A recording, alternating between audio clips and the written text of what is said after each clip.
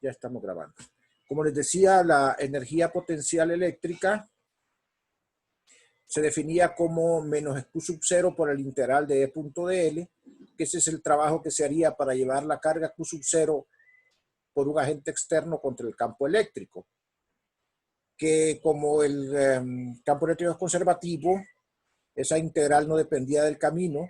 Cualquier camino que ustedes tomaran entre los dos puntos, el cambio iba a ser el mismo. Muchas veces se trata de definir la función de energía potencial U en lugar del cambio, aunque el cambio es en general lo más importante, al igual que con la energía potencial gravitacional.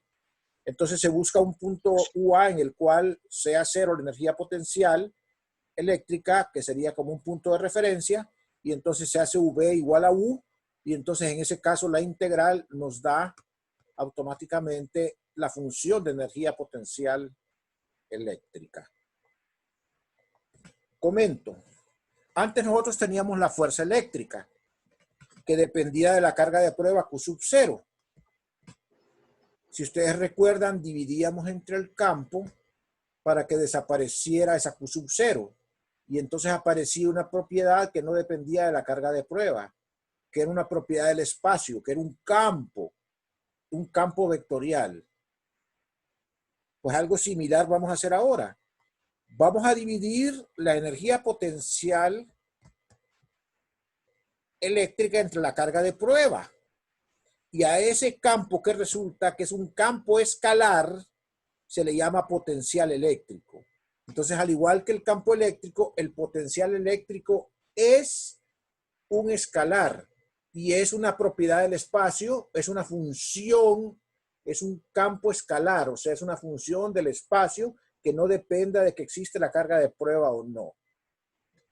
Entonces, bajo ese criterio, si nos vamos a la definición de energía potencial, del cambio de energía potencial, el cambio de potencial eléctrico, que es a lo que se le llama normalmente diferencia de potencial entre los dos puntos, es el cambio en energía por unidad de carga. O sea que simplemente es menos el integral de A hasta B de E punto ddl. Y eso es el cambio en el potencial y a lo que normalmente se le conoce como diferencia de potencial eléctrico. Eso es lo que normalmente escuchan ustedes, voltaje.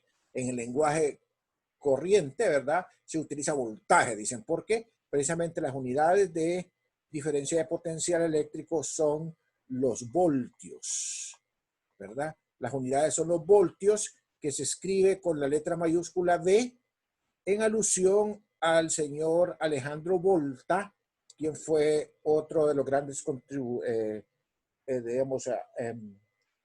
contribuyentes al desarrollo de la teoría electromagnética.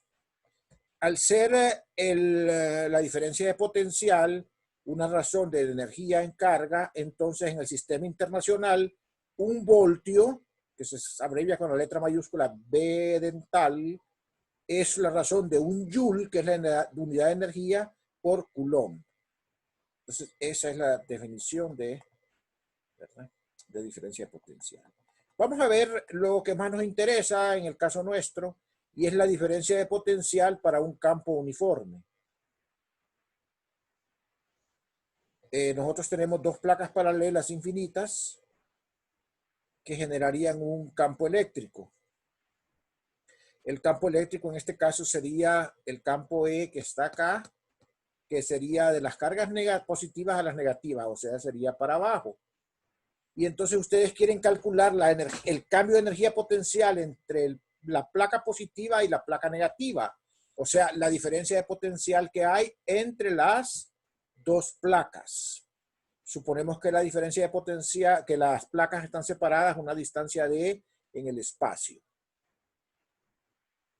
Entonces, nosotros venimos y usamos la definición de B más menos B menos. Es menos el integral, ¿verdad? Entonces, desde más hasta menos, porque estoy llevando, si ustedes recuerdan acá, permítanme un segundito, vamos a ir a la definición acá.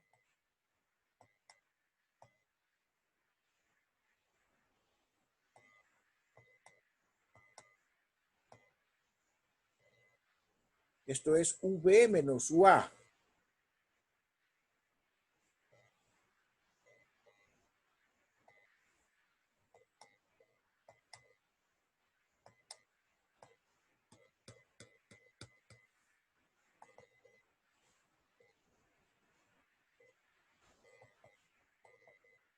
Entonces, es desde el punto, aquí tuvimos que haber puesto eh,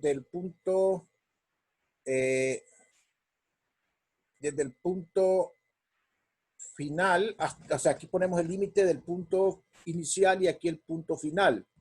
Entonces, realmente aquí estamos calculando la diferencia de potencial que hay entre el punto, estamos moviéndonos desde el punto menos hasta el punto más. Entonces, aquí los límites, por favor, están al revés. Los límites aquí están al revés, porque aquí va punto final y aquí va punto inicial en la definición y aquí va siempre el delta, que es la cosa al final menos la cosa al inicio. Potencial al final menos el potencial al inicio. Como estoy moviéndome desde la placa negativa a la placa positiva, el punto final es el punto de la placa negativa y el punto inicial y el punto final es el punto de la placa positiva. Entonces aquí van los límites al revés. Entonces el menos ahí va.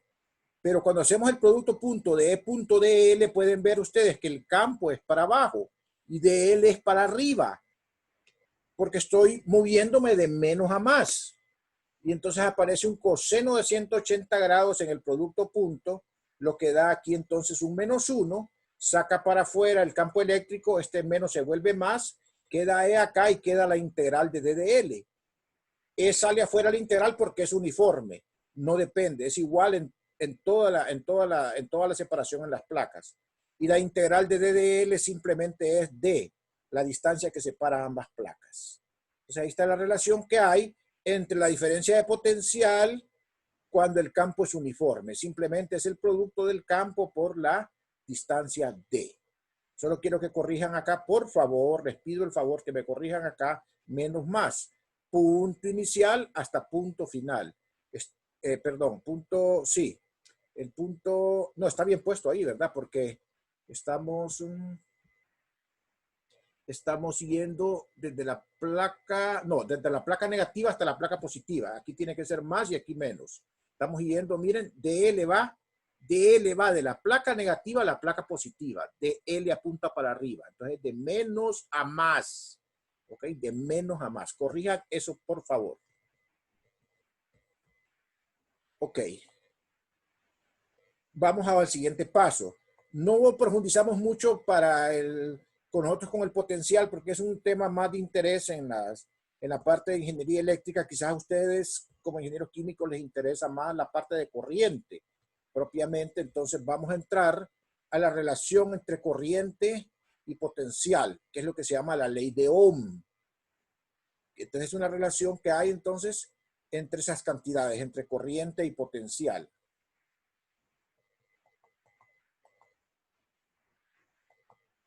Entonces, antes que eso, es importante lo siguiente.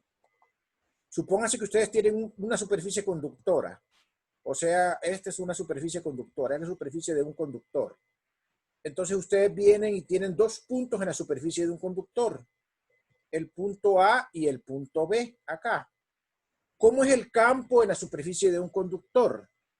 El campo en la superficie de un conductor siempre es perpendicular a la superficie, ¿se acuerdan? Porque en la condición estática no puede tener componente el campo a lo largo de la superficie. Entonces es perpendicular a la superficie.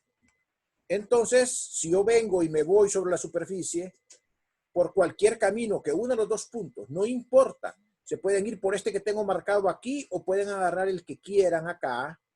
Entonces la diferencia de potencial entre el punto B y el punto A por definición es menos la integral de A hasta B de E punto de L. Pero, punto fundamental, en todos los puntos el campo es perpendicular al DL. Por lo tanto, este es el coseno de 90 y el coseno de 90 es 0. Por lo tanto, esa diferencia de potencial es 0. Eso significa que el potencial en el punto B es igual al potencial en el punto A. Eso es importante porque eso lo que nos dice es que en la superficie de un conductor todos los puntos están al mismo potencial. Quiere decir que si nosotros queremos cambiar de potencial, de un potencial a otro, tenemos que viajar a otro conductor, a otra superficie conductora que está a otro potencial distinto. Por esa razón es que el campo describe el máximo cambio del potencial, el gradiente. Vamos a ver después que el campo se puede representar como el gradiente del potencial en alguna medida. Porque en el sentido que ve el campo, cambia el potencial porque los manda a otra superficie equipotencial diferente. Pero si ustedes se mueven dentro de la misma superficie de un conductor, el potencial es el mismo. O sea, es BA igual a BE, B igual a BC igual a B en todos los puntos. Por eso se dice que los conductores son superficies equipotenciales, ¿ok? Porque están al mismo potencial todos sus puntos. Ahora, claro, si ustedes van de un potencial a otro, cambia el potencial de uno a otro, pero están hablando de otra superficie equipotencial, no de la misma. Bueno, ya con esto sí vamos a entrar a enunciar la ley de Ohm. Vamos a suponer que tenemos aquí un conductor, un pedazo de alambre, que tiene pues una estructura, tiene una sección A, aquí no la dibujé, pero tiene estructura, tiene longitud y tiene sección.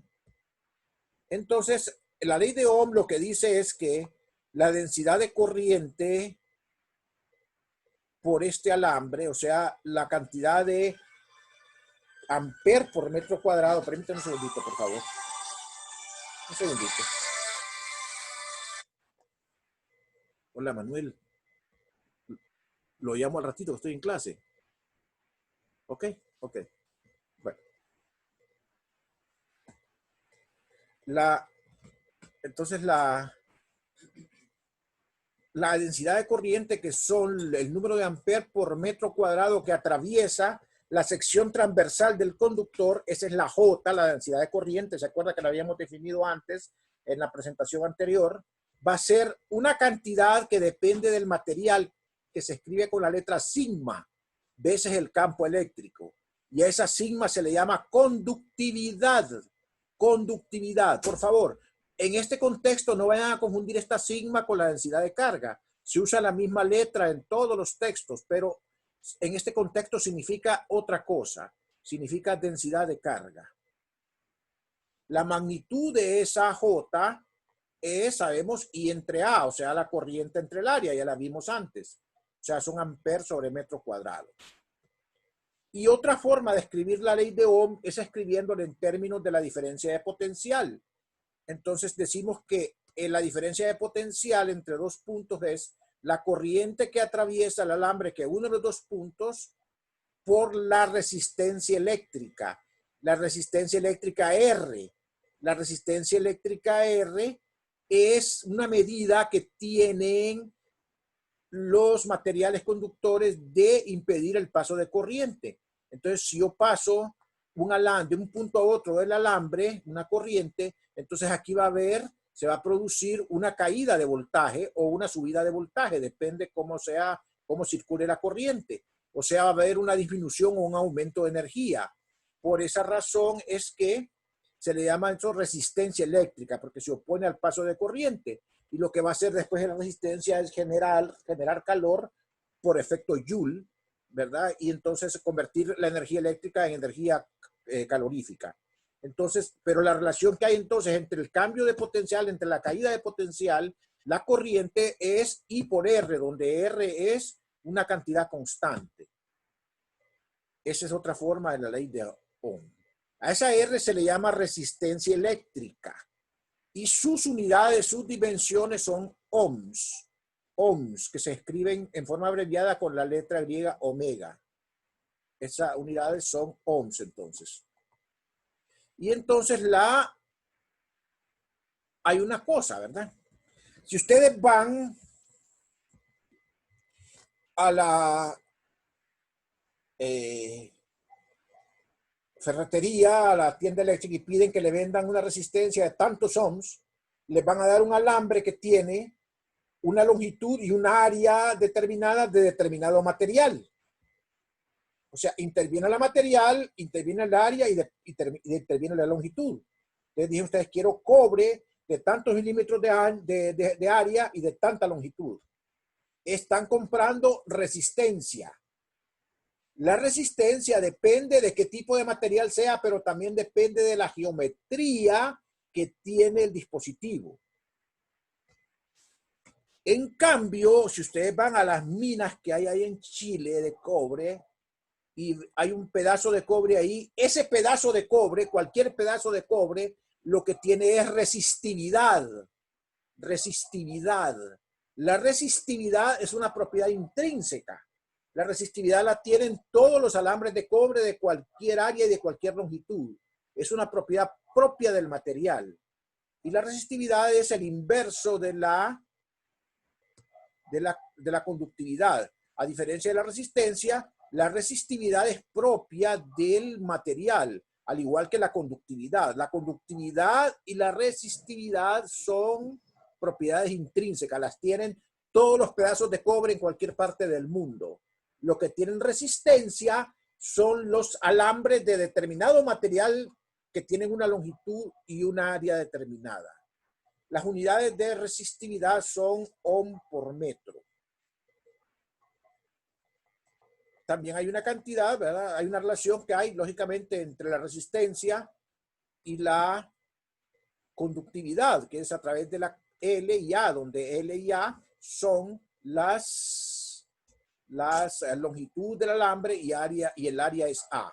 Pueden ver claramente, ¿verdad? Que si el área cambia, la resistencia cambia. Si la longitud cambia, la resistencia cambia. Pero la resistividad y la conductividad no, porque son exactamente propiedades que caracterizan el material.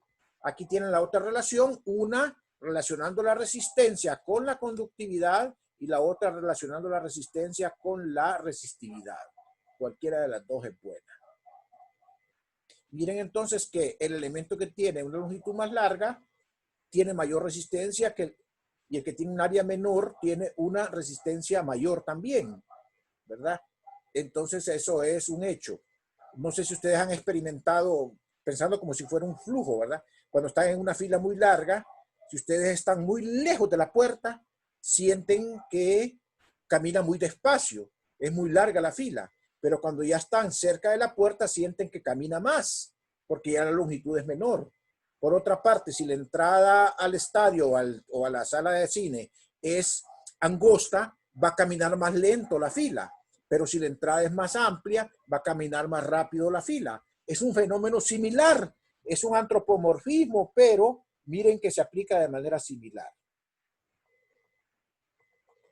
Bien, entonces aquí quiero presentarles una tabla donde hay, este es del Serway, ¿verdad? Solamente la saqué aquí para tener la mano, donde hay resistividad de los materiales y donde hay también lo que se llama el coeficiente de temperatura, que ya lo voy a explicar en unos momentos qué es.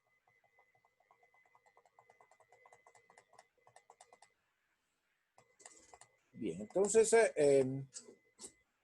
por último, como al atravesar una resistencia, la carga, la corriente genera calor y por lo tanto hay una disipación de energía en forma de, y esa energía se disipa en función del tiempo. Por eso hablamos entonces de que hay una potencia eléctrica a través de la resistencia. Y el valor de la potencia se puede calcular de tres maneras. Multiplicando la corriente por la diferencia de potencial y de manera equivalente por la ley de Ohm se puede pasar a escribir como el cuadrado de la corriente por la resistencia o bien el cuadrado de la diferencia de potencial entre la resistencia. Cualquiera de estas tres da entonces el valor de la potencia. ¿Verdad? Bueno, finalmente, si hay una relación entre la resistencia o la resistividad y la temperatura. Si el alambre está más caliente, ustedes van a ver que tiende prácticamente a casi no conducir nada de corriente. Prácticamente la resistencia crece de manera muy grande. ¿Eso a qué se debe? A que los electrones se encuentran tan agitados en su movimiento térmico que no hacen caso al campo eléctrico. Aunque no los ordena el campo eléctrico, les genera una velocidad de deriva muy baja. Entonces casi no pasa corriente por eso. porque predominan los efectos térmicos al efecto del campo eléctrico externo que está queriendo ordenarlos, ponerlos como soldaditos en fila para que caminen. Entonces ellos andan borrachitos por el calor, moviéndose en forma aleatoria, y entonces cada vez que aumenta la temperatura, la resistencia o la resistividad va aumentando. Resulta que la relación que existe entre la resistividad y la temperatura la podemos escribir de esta manera, donde este alfa se llama coeficiente de resistividad a la temperatura.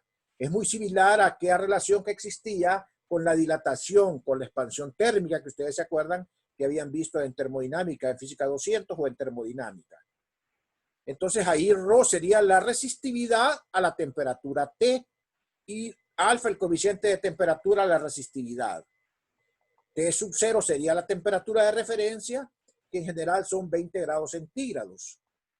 Y entonces esa misma relación la puedo escribir yo como en términos de los deltas, diciendo entonces que alfa es 1 sobre ρ sub 0 delta ρ en delta T. O sea, que recuerden que ρ tampoco significa ahora densidad volumétrica de carga, significa resistividad. Y entonces también hay una relación similar para la resistencia, ¿verdad? La relación es igualita que la de ρ para la resistencia. Realmente lo que ocurre es que hay una parte, o sea, a unas temperaturas muy bajas la relación no es tan lineal, pero a partir de ciertas temperaturas ya pueden tener confianza en que esa relación es lineal. Por supuesto, al igual que en el caso de los sistemas elásticos, como los resortes, donde se rompe el límite lineal, ya la relación puede dejar de ser lineal a determinada temperatura y puede ser ya el comportamiento erróneo.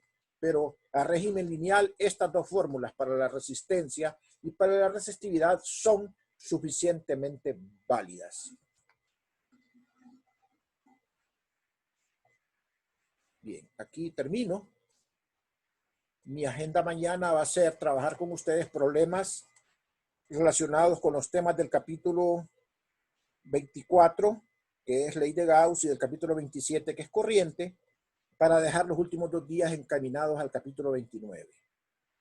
Entonces, pregunto si tienen dudas de esta presentación.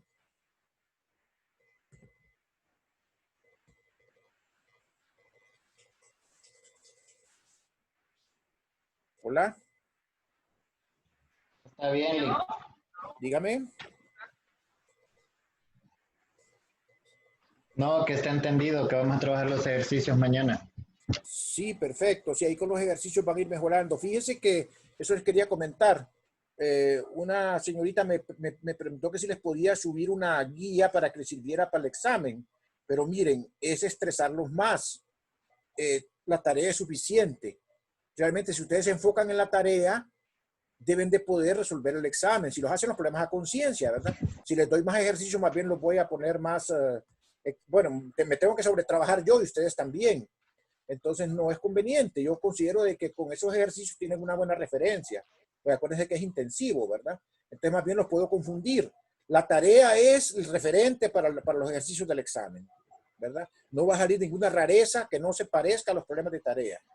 ¿De acuerdo? Entonces, en ese sentido, depositen la confianza en que si entienden bien la tarea van a poder hacer el examen. ¿De acuerdo? Esa es la razón por la cual no damos guía ni nada de eso, porque es suficiente. Ese es el papel de la tarea, precisamente, ¿verdad? Entonces, no queremos estresarlos más en este tiempo. Tienen bastante trabajo. ¿De acuerdo? Les recalco, la retroalimentación va a estar más tarde, o si no es que ya está, del quiz, ¿verdad? Y si alguien tuvo problemas ayer para subir la tarea, escríbame un correo para ver qué podemos hacer. Entonces, si no hay algo más, voy a suspender la reunión ahorita.